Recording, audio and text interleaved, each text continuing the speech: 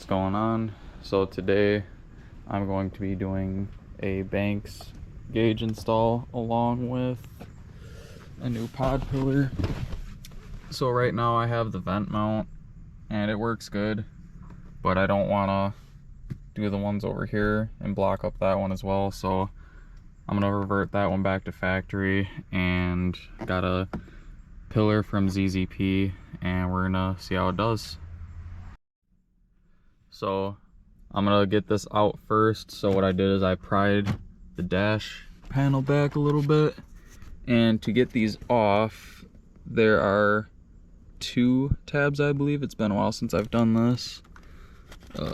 There's one here, one on the other side. Sort of a pain. Got to press them both together and then it should be able to slide this out.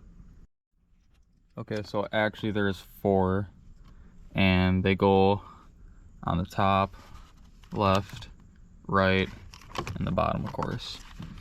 So I'll pop that out real quick. See, yeah, you can sort of see the cutouts of where they actually go. Back one and the top one are a little bit harder to see, but yeah, these guys are here.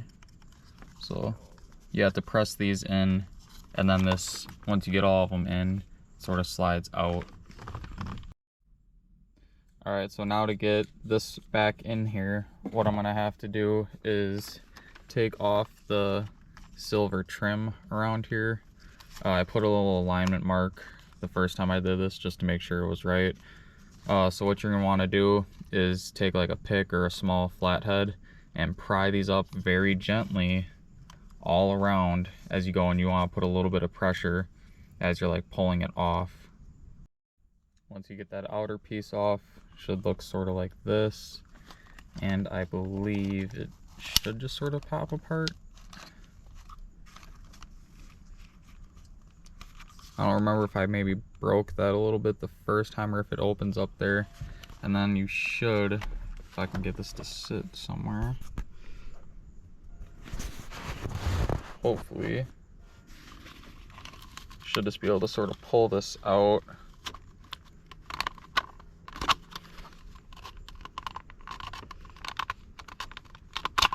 Alright, so now this is free. I can undo my wires and I can take the old one and toss it back in. This was one of the 3D printed ones. Should be able to get the STL for it online if you look around. Once you got it apart, it'll look like this. Reverse or installation should just be reverse. Should just be able to sort of pop this back in here.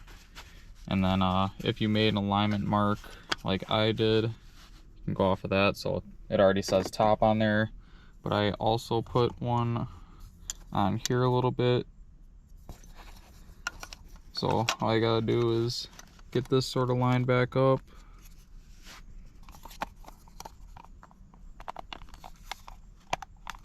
Might take a little bit of finagling to get it right. Sort of make sure it's seated on there. You should be able to see the black protruding from it being clipped on right. It'll look like normal. Should function right, of course. I'm gonna leave this all apart right now because I have a feeling that when I go to do the pillar, I'm gonna have to get in here anyways. So I'm gonna go grab the pillar and we're gonna start taking this apart. Alright, so assuming this one mounts in, you know, pretty much similar if not exact, there's going to be a clip that goes on here. This is the top area, and then it's going to either slide in there or there's going to be a pop out one. So I'm going to go under here with a plastic trim tool, I believe, or maybe I can just pop this out right now. Okay, there we go. Also, make sure you got your battery disconnected because there are airbags in here. So I'm gonna pry this away. Yep, we can see that first clip in there. Well, at least I can. Let's see if I can go. There we go. Alright, so looks like it's got some sort of a alright. I'm probably gonna need two hands to do this, but I'm guessing you just sort of pry this back and pop this off. But like I said, just be mindful of that airbag. You know, take your battery off so there's no chance of that popping on you. Well, I got the old one off. I pried this back, which was holding on this. Probably was not the right way to do it, but it worked. I'm gonna try and get this off as well off camera. Looks like this is just a speaker. Yeah, so I pried that and then I sort of bent this back and pulled and it came out. Doesn't look like there's anything clip wise. I think it just sort of gets shoved down in there. You can see there's two holes that it goes into. So now that I got that off, all I gotta do is get this clip transferred over here and figure out what I'm gonna do for that. I wonder if actually I could drop that back in there. Yeah, I think I gotta drop this actually back in there. So I'll try not to break this. Somehow I didn't. So to get this part off, there's two teeth on each side. Gently bend them back enough to pop this off.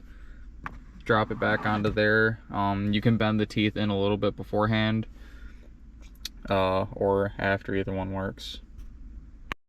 Okay, now we're gonna run our wiring. So I think I'm gonna push all this back and we're just gonna try and find where to get in from there.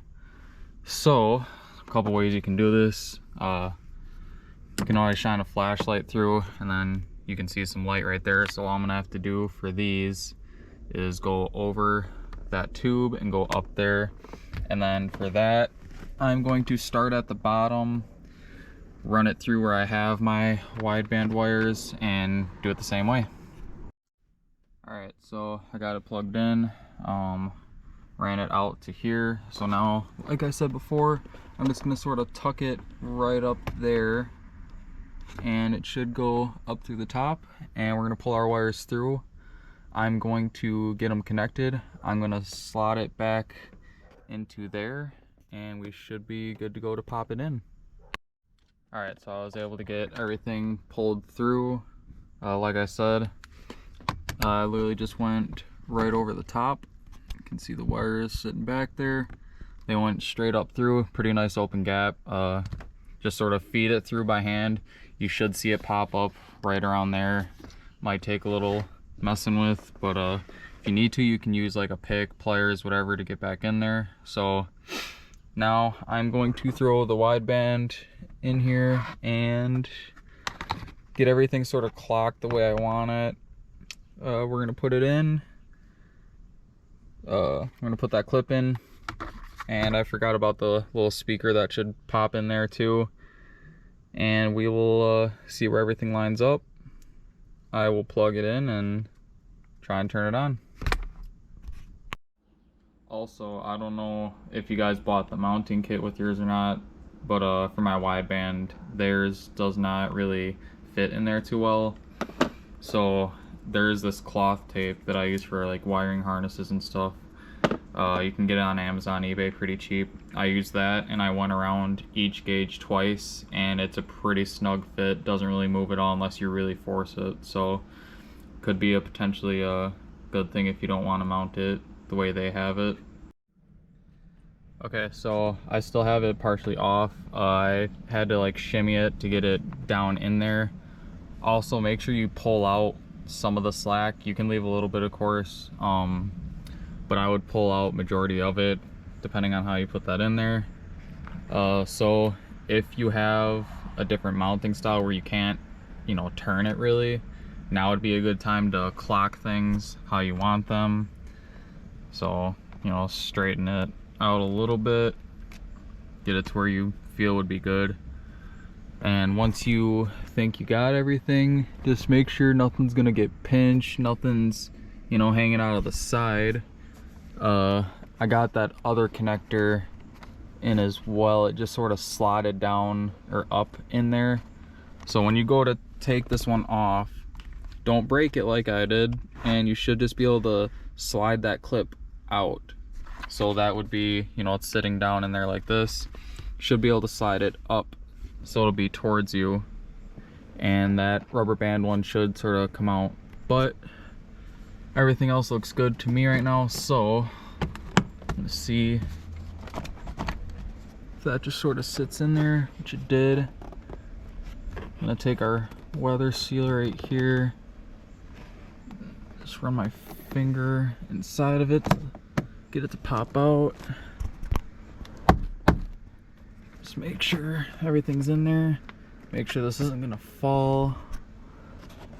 Looks good. It's got a little bit of twist to it, but it's definitely not coming out, so that's good. So I guess I could probably take this off now. Alright, so that's good enough. I do sort of want to move that over there, but I'm not gonna bother with it. Well, now all you gotta do is, if you took out your vent, just sort of pop it back in there, sort of pop this back into,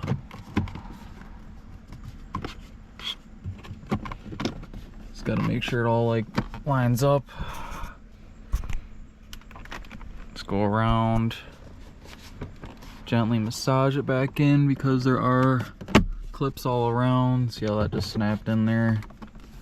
Just make sure everything's seated back the way it's supposed to be. Good. I'm gonna take this. There's the top again.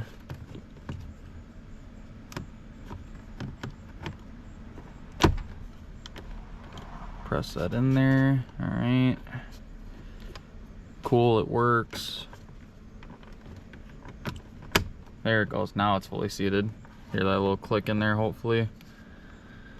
All right, so that should be it. We should be able to power it on. All right, well, I'm going to attempt to reconnect the battery after I grab my keys.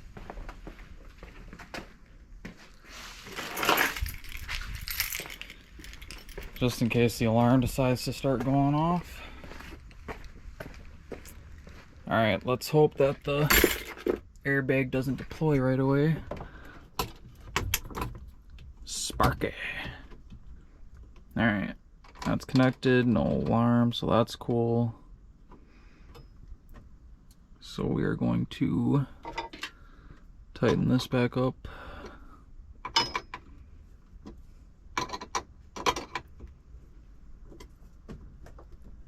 Always make sure your grounds are really nice and tight, especially on these. They already have enough hot start issues. Alright, well, we definitely have power. I'm just gonna pray that this doesn't blow up in my face as soon as I turn it on. Alright. There's one gauge.